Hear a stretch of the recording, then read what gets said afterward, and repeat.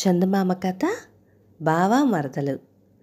కొట్టు కట్టేసి ఇంటికి వచ్చిన సుబ్బిశెట్టి ముందు గదిలో ఉన్న పెట్టెను చూసి, మళ్ళీ ఎవరు దిగారు తేరగా తినిపోవటానికి అని చిరాగ్గా భార్యను అడిగాడు.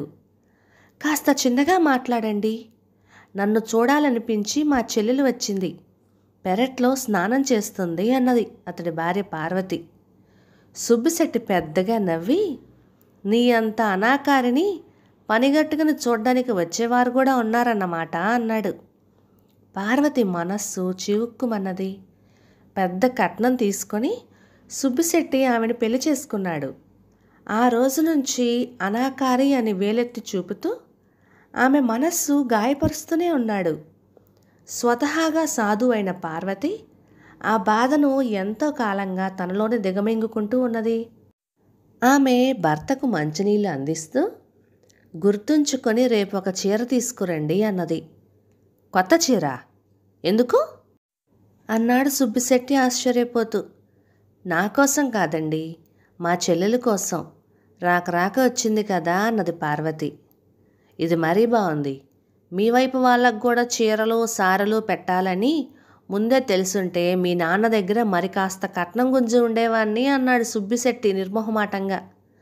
అంతలో స్నానం చేసి మరదలు లక్ష్మి అక్కడికి రావడం చూస్తూనే శెట్టి నవ్వుముఖం పెట్టి, ఇంతకాలానికి ఆ రావటం కనీసం మీ అక్కనైనా చూడాలనిపించలేదా అన్నాడు. ఎక్కడ బావా, చదువుతోనే సరిపోతున్నది అన్నది లక్ష్మి నవ్వుతూ. అది నిజమే అనుకో, కానీ రాక ఇంటికి ఇలాంటి సమయంలో వచ్చావేమిటి? ఊరంతా ముసుగు దొంగల భయంతో అట్టుడికిపోతున్నది, దారిలో ఎవరైనా నిన్ను అటకాయించి ఉంటే ఏమయ్యేది అన్నాడు శెట్టి. వాళ్లకు నీ పేరు చెప్పి ఉండేదాన్నిలే, కాళ్ళు మీద పడి క్షమాపణ కోరి ఉండేవాళ్ళు అంటూ విరగబడి నవ్వింది లక్ష్మి. పెళ్లినాడు సుబ్బిశెట్టి తన ధైర్య సాహసాల గురించి ఎన్నో కల్పిత కథలు చెప్పాడు. లక్ష్మి అవేవి మర్చిపోలేదు. నువ్వన్నమాట నిజమేలే అంటూ సుబ్బిశెట్టి కూడా ఒక వెర్రినవ్వు నవ్వాడు. ఆ సమయంలో రంగన్న అనే అతను వచ్చి సుబ్బిశెట్టికి 100 రూపాయల మూట ఇచ్చి వెళ్ళాడు. అతను 2 సంవత్సరాల క్రితం శెట్టి దగ్గర అప్పు చేసి అది తీర్చకుండానే ఊరు వదిలి పారిపోయాడు. అయితే తర్వాత రంగన్న పట్నంలో ఉద్యోగం సంపాదించి అనుకోకుండా ఆ రోజున వచ్చి పాత బాకీ తీర్చాడు. సుబ్బిశెట్టి భార్యను పిలిచి డబ్బు సంచి ఆమె చేతికిచ్చి ఇనప్పెట్టెలో దాయమన్నాడు. పార్వతి అతన్ని లోపలికి పిలిచి, రాదు అనుకున్న డబ్బు వచ్చింది కదా, ఒక చీర కొనుక్కురండి అంటూ భర్తను బ్రతిమాలింది. ఇంకా నయం, ఇనప్పెట్టె తలుపు మూసేయ్ అంటూ శెట్టి భార్యను కసిరాడు. పార్వతి మరి మాట్లాడలేదు. తర్వాత ముగ్గురు భోజనాలు చేశారు.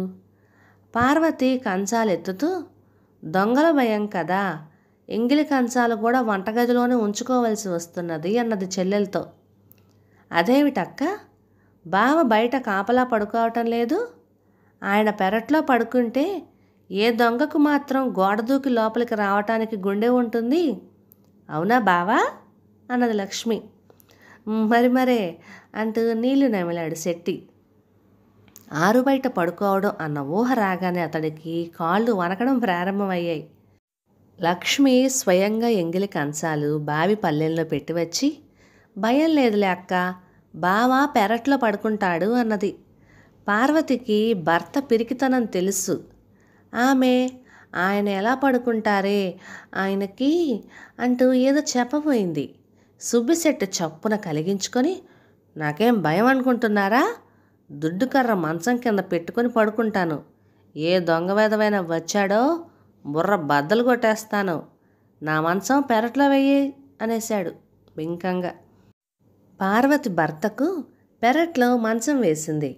శెట్టి మంచం కింద లావుపాటి దొడ్డుకర్ర పెట్టుకున్నాడు. అక్కా చెల్లెళ్ళు తలుపులు మూసుకొని లోపల పడుకున్నారు. సుబ్బిశెట్టి భయంతో వణికిపోతూ అర్ధరాత్రి వరకు కన్ను మూయలేదు. తర్వాత చిన్న కునుకు పట్టింది. అంతలో ఎవరో వీపు వైపు తట్టినట్లయి మెలకు వచ్చింది. ఎదురుగా ముసుగు దొంగ, అతడి చేతిలో మెరుస్తున్న కత్తి.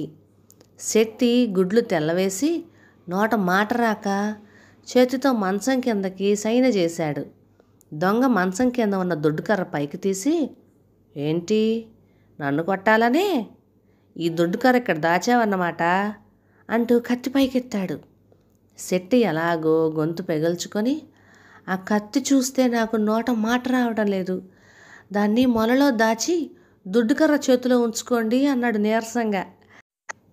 మాటలతో కాలయాపన చెయ్యకు, జాగ్రత్త, ముందు తలుపులు తెరిపించు, నాకు డబ్బు కావాలి అంటూ దొంగ కత్తి జులిపించాడు. లోపల ఆడవాళ్ళు ఉన్నారు, నా పరువు పోతుంది, బావి పల్లెంలో కంచాలున్నాయి, అవి పట్టుకుపోండి అన్నాడు శెట్టి. దొంగ గట్టిగా పళ్ళు కొరికి, మీ ఎంగిలి కంచాలు నన్ను మోసుకుపోమంటావా? మళ్ళీ నోరెత్తావంటే నిలువున చీల్చేయగలను అన్నాడు. కాస్త చిన్నగా మాట్లాడండి, లోపల నా భార్యే కాక గుండె జబ్బు మనిషి నా మరదలు కూడా ఉన్నది అంటూ శెట్టి పోయి కిటికీలో నుంచి పార్వతీ, పార్వతీ అని మెల్లిగా పిలిచాడు. పార్వతి కళ్ళు నలుముకుంటూ వచ్చి, భయం వేస్తున్నదా, లోపలికి వస్తారా అని అడిగింది. నీ మొహం, యువతల పెద్ద మనిషి నిలబడి ఉన్నాడు, ఆయనకు అవసరంగా డబ్బు కావాలిట, సాయంత్రం రంగన్న ఇచ్చిపోయిన డబ్బేగా మన దగ్గర ఉన్నది, పోయి త్వరగా ఇలా పట్టుకురా అన్నాడు శెట్టి. పార్వతి ఆశ్చర్యంగా భర్త ముఖం కేసి చూసి డబ్బు సంచి తెచ్చి ఇచ్చింది. సుబ్బిశెట్టి దాన్ని దొంగ చేతిలో పెట్టాడు. దొంగ మరి మాట్లాడకుండా చీకట్లోకి జారుకున్నాడు. సుబ్బిశెట్టికి ఇక నిద్ర పట్టలేదు. డబ్బు పోయినందుకు కళ్ళనీళ్ళు పెట్టుకుంటూ తెల్లవారేదాకా జాగరణ చేశాడు. మర్నాడు లక్ష్మి, బావా, నేను సాయంత్రం వెళ్ళిపోతున్నాను, వచ్చేటప్పుడు అక్క కోసం చీర తెద్దామనుకున్నాను కానీ వీలు కాలేదు, డబ్బిస్తాను, ఒక చీర కొనుక్కురా అంటూ డబ్బు సంచి శెట్టికి ఇచ్చింది. ఆ సంచి చూసి శెట్టి ఉలిక్కి పడ్డాడు. దాన్ని రాత్రి అతను స్వయంగా దొంగ చేతికిచ్చాడు. లక్ష్మి చిన్నగా నవ్వి, అలా చూస్తావేం బావా, దొంగకిచ్చిన సంచి నా చేతిలోకి ఎలా వచ్చిందనా? ఆ దొంగ నేనేగా, దుప్పటి చుట్టబెట్టుకొని పళ్ళు కోసుకునే కత్తి తీసుకొని గొంతు మార్చి బెదిరించాను. నువ్వు పిరికివాడివే కాదు, లోభివి కూడా. స్నానం చేసి వచ్చి పక్క గదిలో ఉండి నీకు అక్కకు జరిగిన సంభాషణ అంతా విన్నాను. అక్క అనాకారే, అది ఆవిడ తప్పు కాదు, బాహ్యంగా మారటం ఎవరికి సాధ్యం కాదు, కానీ మానసికంగా మారేందుకు ఎవరైనా ప్రయత్నించవచ్చు. ఇప్పటికైనా నీ కుళ్ళు బుద్ధి నుంచి బయటపడి తాళి కట్టిన భార్యను సూటిపోటి మాటలతో హింసించడం మానుకుంటావని నమ్ముతున్నాను అన్నది. సుబ్బిశెట్టి వెలవెలపోయి డబ్బు సంచిని విసురుగా లక్ష్మి మీదకి గిరాటు వేసి వీధిలోకి పోయాడు. మీ బావకు కోపం వచ్చింది, ఇంత నాటకం ఎందుకు ఆడావు అంటూ పార్వతి భయపడిపోయింది. అయితే కొద్దిసేపట్లోనే సుబ్బిశెట్టి 2 ఖరీదైన చీరలు తీసుకొని నవ్వుముఖంతో తిరిగొచ్చాడు. పార్వతి పట్టరాని సంతోషంతో చెల్లెలి భుజం తట్టి, మీ బావ మారిపోయాడు, ఏడాది కాలంలో ఏమాత్రం నేను మార్చలేని మనిషిని మరదలు ఒక్క రోజులోనే మార్చేసిందే అన్నది. బాహ్యంగా రూపాన్ని మార్చుకోవటం ఎవరికీ సాధ్యం కాదు, కానీ మానసికంగా మారేందుకు ఎవరైనా ప్రయత్నించవచ్చు. కథ సమాప్తం. ఇక ఈ కథ మీకు నచ్చినట్లయితే లైక్ చేయండి, షేర్ చేయండి, సబ్స్క్రైబ్ చేయండి. Thank you.